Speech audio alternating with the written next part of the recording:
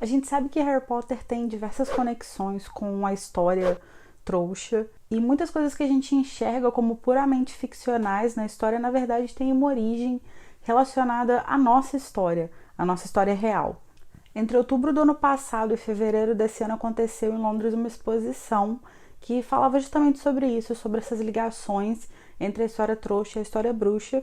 E o livro que acompanha essa exposição, que meio que faz um apanhado no que foi essa exposição, ele tá à venda, né? A gente pode comprar ele, pode importar. Mas como ele não é um livro muito acessível pelo preço e por ele não ter sido traduzido, eu pensei em fazer uma série de vídeos aqui no canal falando um pouco sobre essa relação que aparece nesse livro entre a história bruxa e a história trouxa, para a gente poder entender um pouquinho mais de onde saiu todo esse universo que a gente já conhece em Harry Potter.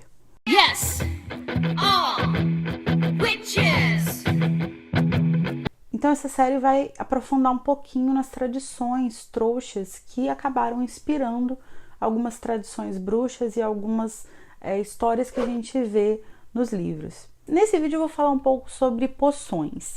E na verdade, assim, embora nos livros as poções sejam mágicas, as poções não são nada mais do que remédios, né? Aos quais geralmente se atribui propriedades mágicas, né? Que vão estar ligadas à feitiçaria, à bruxaria, tipo de coisa. E a busca por poções, a criação de poções, era uma prática da alquimia, que é um tema que eu vou abordar especificamente no próximo vídeo dessa série. Mas na tradição, uma poção ela é preparada para ajudar ou para enfeitiçar as pessoas. E a ideia por trás do preparo de poções está na combinação de elementos diferentes em determinadas quantidades e condições que vai gerar determinados resultados. Então você vai criar venenos, você vai criar antídotos, você vai criar remédios. Então essa combinação vai gerar diversos resultados diferentes. Uma das associações mais antigas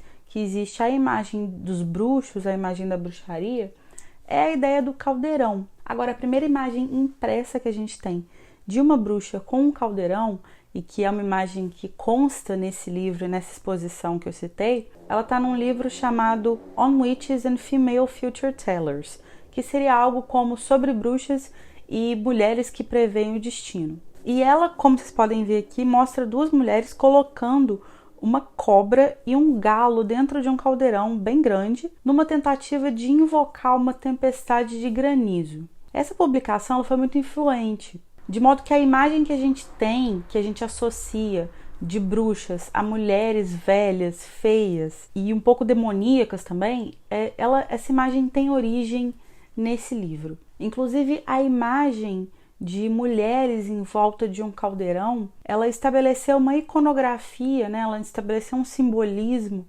muito grande, muito forte, que durou muitos séculos. Essa associação entre as mulheres e a bruxaria, entre as mulheres e o preparo de poções. E justamente por isso é muito curioso que os dois professores que ensinam poções ao longo de Harry Potter são homens, o que quebra um pouco até desse estereótipo de que o preparo de poções, que está em geral muito ligado também à ideia de cozinhar, né, de preparar a refeição, estaria ligado necessariamente a uma figura feminina. É muito legal que a Rowling coloque dois homens como professores de poções, justamente porque ela quebra um pouco desse estereótipo. E essa influência foi tão grande porque durante um período enorme de tempo da nossa sociedade, em que a maioria das pessoas não sabia ler, essa é uma realidade que vem mudando há muito pouco tempo, a imagem é uma coisa muito forte, porque ela grava na mente das pessoas, porque é uma forma de comunicação um pouco mais democrática do que a palavra, né? Porque a palavra você precisa ser ensinado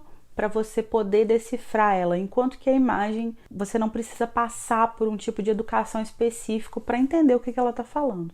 Então o caldeirão ele vai ser não só uma das imagens relacionadas à bruxaria mais antigas, mas também uma das imagens mais fortes e um dos símbolos mais potentes que a gente vai ligar à ideia de bruxaria. Na primeira aula de poções, no primeiro livro, a gente vê o Snape falando com muita paixão e com muita devoção sobre poções, né, sobre o preparo de poções, e ele fala que se trata de uma ciência sutil e uma arte exata. E a forma como ele fala sobre a beleza de um caldeirão cozinhando lentamente, a fumaça cintilando e o poder dos líquidos fluindo pelas veias, enfeitiçando a mente. Isso mostra que se trata de uma arte muito sedutora e encantadora. Agora, o uso do caldeirão em si, ele é muito mais antigo do que a associação dele à ideia de magia. Mas a ideia da produção de poções não está somente associada à ideia de magia. Tem muitos livros antigos que são cheios de receitas e de ingredientes que aparecem, inclusive, nos livros de Harry Potter. E isso é muito curioso porque mostra como que a magia e a ciência, elas têm origens muito parecidas. Elas nasceram da mesma inspiração que era a busca por curas e a busca também por conhecimento. Um exemplo disso é o bezoar, que aparece nos livros, aparece no primeiro livro e depois vai aparecer no sexto livro de forma mais eficiente, né? Meio que sendo mostrado em ação, e que é um ingrediente, né? Um elemento conhecido há muito tempo pelo ser humano. O que é o bezoar? Ele é uma massa de fibras não digeridas, que é formada no estômago de certos animais, como cabras, antílopes, vacas, e ele foi nomeado a partir de uma palavra persa que significa contra-veneno. A propriedade que ele mostra nos livros, né, que é de curar qualquer veneno, de salvar uma pessoa de praticamente qualquer veneno, também tem origem na realidade.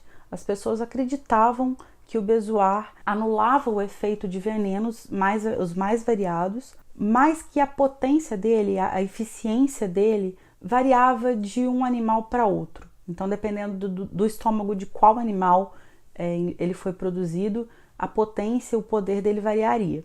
Então, por exemplo, as pedras encontradas no estômago de vacas não eram tão valorizadas quanto as peças encontradas em estômagos de cabras, por exemplo. Agora, o uso do bezoar foi levado para a Europa medieval pelos médicos árabes. E embora as pessoas às vezes duvidassem da eficácia deles, eles continuavam sendo muito usados e muito requeridos. Tinha uma demanda muito grande por bezoares até mais ou menos no século XVIII. E aí, a partir do século XVIII, mais ou menos, as pessoas começaram a questionar e a duvidar da eficiência e da verdadeira eficácia disso. Mas, curiosamente, tem uns estudos recentes que mostram que não era uma crença completamente descabida, porque fazia um certo sentido. Porque a pedra do bezoar, ela tinha a capacidade de reter venenos arsênicos, né? Venenos que são baseados em arsênio. Então a ideia dela poder funcionar como um antídoto não é totalmente absurda. Tem um livro medieval de 1491 chamado Hortus Sanitatis, que é a primeira enciclopédia impressa de história natural. E ela tem algumas partes que são dedicadas a plantas e animais e pedras. E uma das imagens que aparece nela, que é gravada em madeira, mostra um mestre de poções dando instruções para os alunos dele. Uma outra referência é um livro chamado Bald's Leech Book, que é do século X, e era uma tentativa de reunir todo o conhecimento que se tinha acerca da medicina nos mundos anglo-saxão e mediterrâneo. E ele contém coisas como soluções para mordidas de cobra, que vão desde dar um certo tipo de vinho com alguns elementos, com algumas plantas para a pessoa beber, até passar cera de ouvido na picada da cobra. Mas o que parece bem absurdo em alguns momentos, na verdade foi se provar também não tão absurdo, porque alguns médicos e alguns cientistas, muito tempo depois, foram testar algumas dessas receitas desse livro e descobriram que algumas delas tinham até um certo grau de eficiência, elas até funcionavam de certa forma.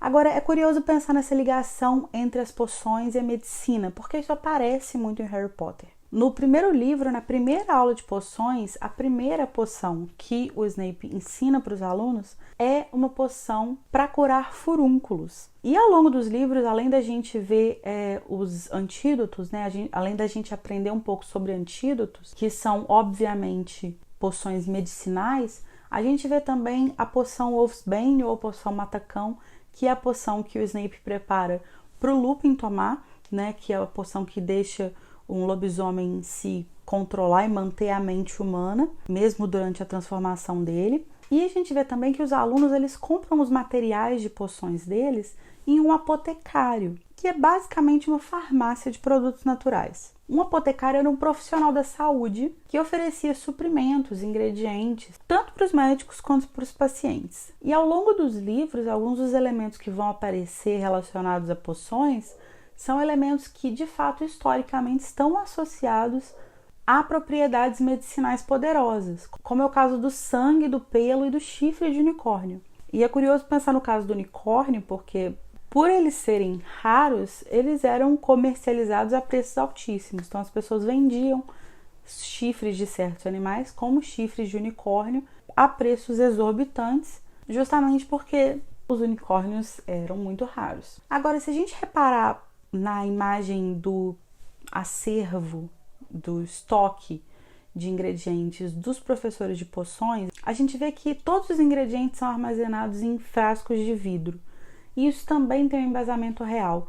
Os apotecários também armazenavam os ingredientes dessa forma porque os egípcios já tinham comprovado que essa era a melhor forma de armazenar os ingredientes, porque o vidro não transfere nenhuma propriedade dele para o ingrediente que está armazenado nele. O estudo dos venenos, das propriedades dos venenos, também é muito interessante. Tem um livro que se chama O Livro dos Venenos, publicado em 1424, que era um registro muito abrangente dos venenos que as pessoas conheciam na época, dos efeitos deles e das melhores formas de tratar eles. E é curioso que muitos dos venenos que foram ser descobertos, que foram ser descritos de forma mais precisa, numa história mais recente, já constavam nesses registros, nesse livro, por exemplo, mas com nomes diferentes, com propriedades um pouco diferentes e com uma descrição não muito precisa.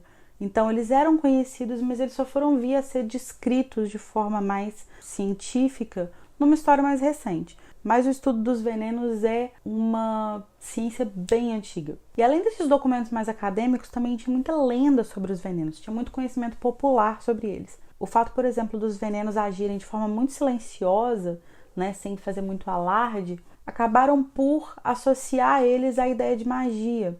E isso foi muito associado a uma paranoia generalizada em certos setores da sociedade em determinadas épocas. E essa paranoia é muito compreensível, já que existiam venenos de muito fácil acesso e é muito difícil de você acusar uma pessoa, pelo menos era naquela época, de envenenar alguém. Você precisa de provas muito concretas para você acusar alguém de envenenar outra pessoa, porque pode ter sido por engano, muitos venenos não são detectáveis, então é uma forma de assassinato muito sorrateira.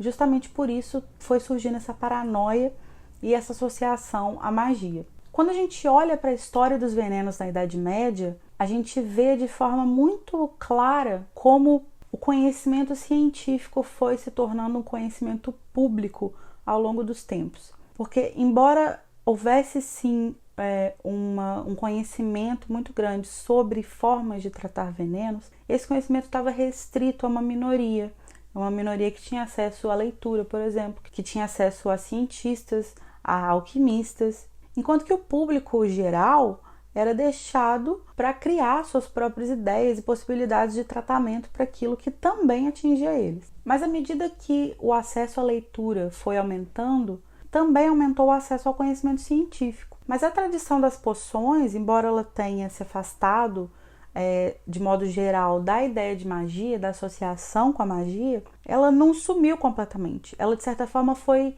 institucionalizada e transformada na farmacologia, na medicina, mas a sua forma mais primitiva, e digo primitiva sem nenhum juízo de valor, mas primitiva no sentido de primeira mesmo, mais antiga, ela ainda resiste muito ligada à figura de curandeiros, de benzedeiras e de outras pessoas tradicionalmente ligadas à medicina popular. E é muito curioso pensar que o termo usado tradicionalmente na Bretanha, para designar os curandeiros é cunning folk ou folk healers, que são praticantes de medicina popular, de magia popular, de adivinhação, em diversas tradições do folclore da Europa cristã. E o termo cunning man ou cunning woman era muito usado no sul da Inglaterra, nas Midlands e também na região do país de Gales. E essas pessoas eram também conhecidas como bruxos, como feiticeiros, como sábios. Na Cornualha, que é uma região ali da Bretanha, eles eram conhecidos como Pellars, que é um termo que dizem ter surgido de expellers, porque eles expulsariam, né, os demônios do corpo, os espíritos ruins do lugar. Agora, certas vertentes cristãs, elas acreditavam que os cunning folk, por serem praticantes de magia, eles estavam associados ao demônio, e assim eles eram tão ruins quanto as bruxas. Existia uma distinção na forma como os curandeiros e as bruxas eram vistos na tradição popular. E, em parte por isso, certas leis foram estabelecidas, condenando os curandeiros e as práticas deles, mas não houve assim, perseguição muito forte a eles, principalmente porque eles eram vistos como úteis pela sociedade. Na Inglaterra e no país de Gales, os curandeiros operaram através da segunda metade da Idade Média e até o início do período moderno. E assim, até o século XV e XVI não teve nenhuma tentativa de impedir eles de praticarem as magias deles. Mas isso vai mudar com os atos de feitiçaria, que foi uma série de leis que foram estabelecidas para regulamentar e regularizar a prática de magia.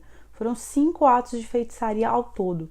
E eles começaram a ser publicados, a ser colocados em prática em 1542. E eles tiveram como alvo tanto as bruxas quanto os próprios curandeiros. E eles condenavam à morte quem praticasse esse tipo de magia. Mas poucos anos depois a lei foi revogada e aí acabaram que eles continuaram a ter paz por um tempo, continuaram dentro da lei por um tempo. Aí em 1563, com o retorno do poder para a igreja anglicana, foi aprovada uma lei que tornava ilegal conjurações, encantamentos e magias. E isso voltou a atingir tanto as bruxas quanto os curandeiros. Mas a pena de morte ela só era aplicável quando essa pessoa era acusada de ter conjurado um espírito ruim ou algo do tipo, ou ter matado alguém por meio da magia. Então, enquanto em toda a Inglaterra diversas pessoas eram acusadas de magia, de bruxaria e eram julgados, os curandeiros muito raramente tinham esse destino. No condado de Essex, por exemplo, cerca de 400 pessoas foram julgadas nessas leis aí, mas só 4 eram do cunning folk, eram consideradas cunning folk. E mesmo assim, muitos caçadores de bruxa continuavam a afirmar que os curandeiros tinham associação com as bruxas e que eles eram praticantes de uma magia que estava também associada a coisas ruins. Mas aí, com o passar do tempo e a introdução das ideias iluministas, etc., em 1763 foi estabelecido o último ato de feitiçaria que tornava ilegal qualquer tipo de magia que não aceitava a existência de nenhum tipo de magia, nem nenhum tipo de bruxaria. E ele alegava que nunca haviam existido bruxas, e isso acabou por atingir esses curandeiros porque eles afirmavam e eles acreditavam que eles faziam feitiços genuínos, né? Eles acreditavam que eles estavam fazendo coisas reais. E aí eles passaram a ser vistos como charlatões, como pessoas que estavam tentando ganhar dinheiro ou ganhar poder em cima dos outros através de enganação, né? Mas por que eu tô falando dos cunning folk? Eu acho muito interessante a gente pensar no uso de palavras aqui, porque essas são exatamente as mesmas palavras que são usadas pelo Chapéu Seletor para descrever a Sonserina, para descrever os membros da Sonserina. E justamente os 2 mestres de poções que a gente vê ao longo dos livros não só são homens, como são da Sonserina. E talvez venha daí um pouco da imagem que os sonserinos têm de que eles são ambiciosos, de que eles são gananciosos, de que eles fariam qualquer coisa para atingir os objetivos deles. Isso estaria associado justamente à ideia de que os cunning folk mentiam para tirar dinheiro das pessoas. E é interessante também que a Sonserina seja representada justamente pela cor verde, que é uma cor muito ligada à magia e também tradicionalmente ligada à natureza, que são 2 elementos que se combinam na ideia das poções. Então eu acho que é muito emblemático que os 2 professores de poções que a gente vê ao longo dos livros sejam da Sonserina. Eu espero que vocês tenham gostado desse tipo de vídeo. Eu preparei uma série de vídeos falando sobre esses elementos mais históricos. Se vocês curtiram, não deixe de deixar um like, deixar seu comentário aqui dando sua opinião, dando sugestão sobre algo que a gente possa falar nos próximos vídeos. E eu vejo vocês então na semana que vem. Finita Encantada.